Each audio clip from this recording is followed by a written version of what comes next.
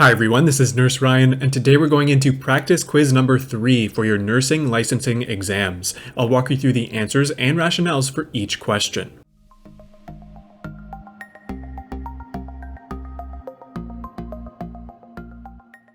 Starting off with question number 1. When a unit of red blood cells or plasma has left the blood bank or laboratory, the nurse has blank to complete the infusion before the blood is no longer usable.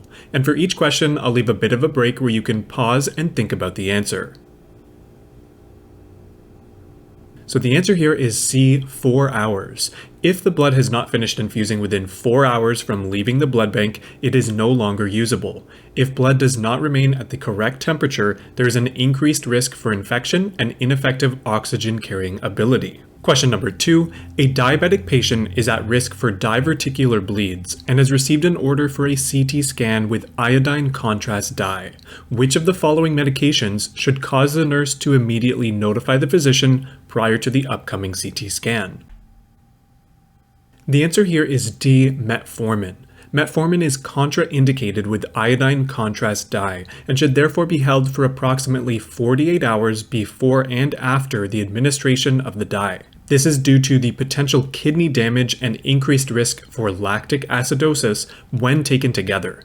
Insulin, on the other hand, is not contraindicated with iodine contrast dye. Moving on to question number 3.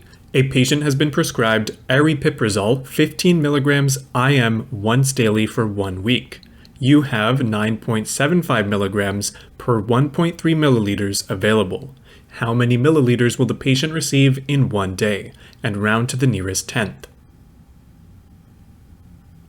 The answer is B, 2 milliliters. Here we can use our volume to administer in 1 dose formula, which is equal to the order in milligrams divided by what we have available in milligrams multiplied by the volume in milliliters. All of that information comes straight from the question. So the order is 15 milligrams, what we have available in milligrams is 9.75, and that comes in a volume of 1.3 milliliters. So we plug all that into the formula and we get 15 milligrams divided by 9.75 milligrams times 1.3 milliliters for an answer of 2 milliliters. Question number 4. Neurogenic shock involves the loss of sympathetic vascular tone, which causes hypertension, tachycardia, and peripheral vasoconstriction.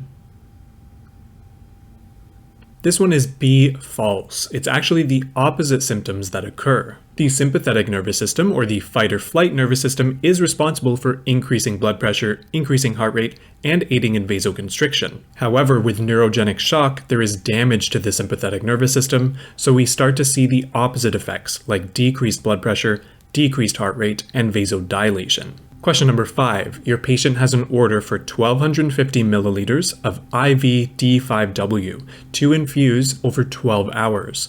Calculate the drop rate in drops per minute using an administration set with a drop factor of 10 drops per milliliter.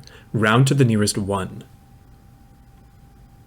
The answer for this one is C, 17 drops per minute. I'll try to quickly walk through this one so we can use the formula for drop rate in drops per minute, which is equal to the volume in milliliters times drop factor in drops per milliliter divided by the time in minutes. And so again, we're going to look for this information in the question. The volume to infuse is 1,250 milliliters. The drop factor is already given, 10 drops per milliliter, and the time is 12 hours. We just need to multiply the time by 60 minutes in order to get an answer in minutes. Once we fill in our values into our formula, we get 1,250 milliliters times 10 drops per milliliter, all divided by 12 hours times 60 minutes. We can calculate this out to be 1,250 drops per 720 minutes. This gives us an answer of 17.361 drops per minute. And then just remember to round to the nearest 1 for a final answer of 17 drops per minute. Question number 6. You are the nurse caring for a 52-year-old female patient with chronic heart failure. It is 1300 and you are the first nurse to review the patient's blood work that was completed in the morning. Some of the results are as follows. You are about to administer her 1 o'clock medications. Which of the following is the most appropriate action?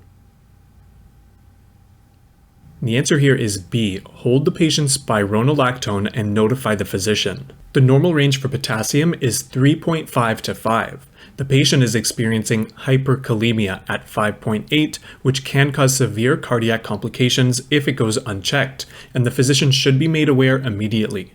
Spironolactone is a potassium-sparing diuretic, which aids the body in retaining more potassium, and should therefore be held prior to contacting the physician. Question number 7. A patient rings their call bell to report a sudden onset of shortness of breath. The patient currently has 1 liter of oxygen being supplied via nasal prongs as ordered by the physician.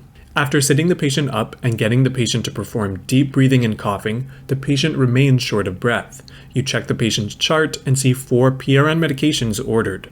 Which of the following medications will you administer first? The answer here is B. Salbutamol. Salbutamol, commonly known as Ventolin, should be used to treat the sudden onset of shortness of breath. Ventolin is a fast-acting bronchodilator with an onset of less than 15 minutes, making it the preferred rescue inhaler.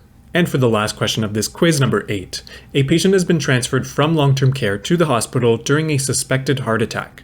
When the patient returns, MRSA swabs confirm that the patient tested positive for MRSA. Which of the following precautions must the staff take when providing care for this patient?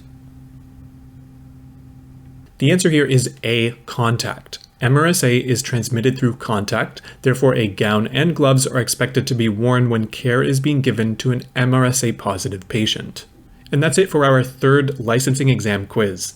If this video has helped you out, please consider leaving a like and subscribe. I would really appreciate it. If you have any questions or would like me to review a specific drug or topic, please let me know in the comments, and thanks for watching.